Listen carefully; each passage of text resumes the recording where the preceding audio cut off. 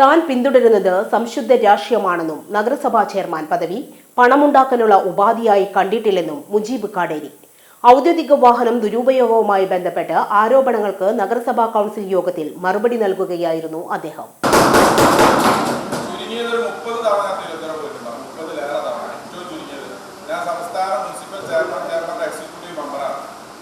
അതുപ്രകാരം മാസത്തിൽ യോഗത്തിന് വേണ്ടി മാത്രം ഒന്നിലേറെ തവണ നടന്ന ചെയർമാൻ മീറ്റിംഗ് ഉണ്ട്.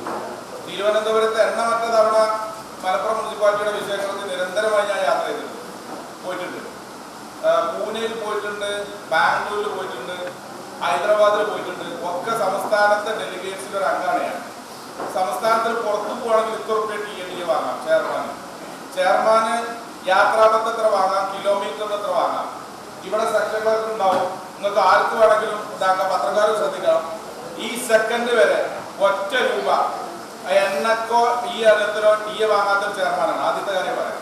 രണ്ടാമത്തെ കാര്യം, ചെയർമാൻ വാഹനമേറ്റും പോവുകയാണെങ്കിൽ ഫുൾ ടാങ്ക് അടിച്ചാൽ 49 ലിറ്ററാണ് അതിൽ കീറുക.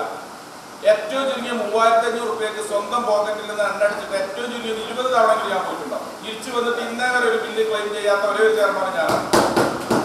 അതിലൊരു സംശയം വേണ്ട. പിന്നെ അതിൽ ദേശാഭിമാനി ചെയ്തിട്ട് ബാങ്കിന് ജോലിയുള്ള ഭാര്യയാണ്. ദയവേത് പഠിച്ച വെച്ച് ബാങ്കിന്റെ മുന്നിൽ ജോലിയില്ല.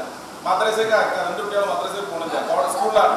സ്കൂളിന്റെ പേരന്റെ മുറ്റത്ത് വന്നിട്ടാണ് വണ്ടിയിൽ കുട്ടികളെ എടുക്കുന്നത്.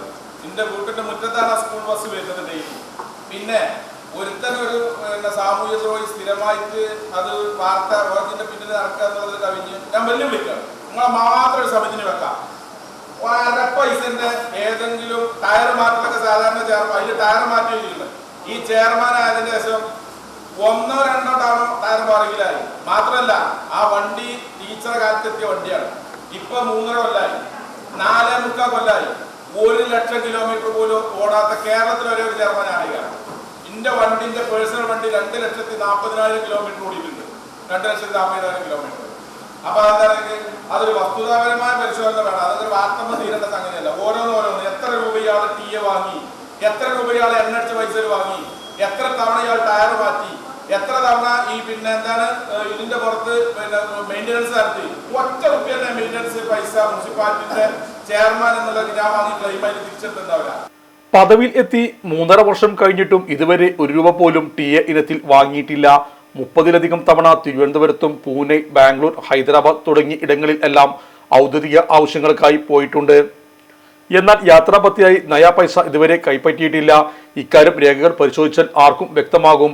തെരഞ്ഞെടുപ്പ് പ്രചരണത്തിനായി ഔദ്യോഗിക വാഹനം ദുരുപയോഗം ചെയ്തു എന്ന ആരോപണം തെളിയിക്കാൻ പരാതി നൽകിയ വ്യക്തിയെ ഇദ്ദേഹം വെല്ലുവിളിച്ചു.